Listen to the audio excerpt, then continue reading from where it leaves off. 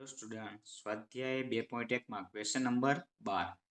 તો એની અંદર આપણને રકમ આપેલી છે cos inverse 1/2 plus 2 sin inverse 1/2. તો આને કઈ રીતે સોલ્વ કરશું? તો cos ઇનવર્સ એમ જ રહેશે. 1/2 એટલે ક્યારે 1/2 લખીએ એકવી? તો પાઈ 3/3 હોય, cos પાઈ/3 હોય ત્યારે આપણે 1/2 લખી શકીએ.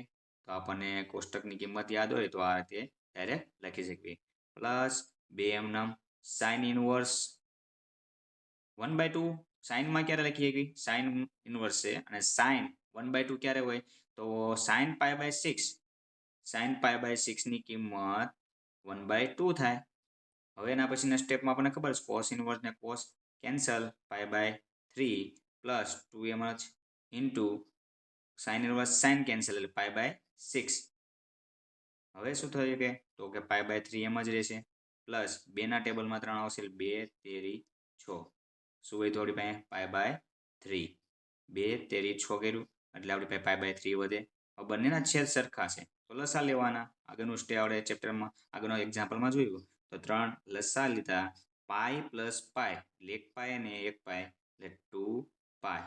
તો આપણો જે આન્સર મૂલ્ય થયું એનું કિંમત. ઓકે, થેન્ક યુ વિદ્યાર્થી મિત્રો.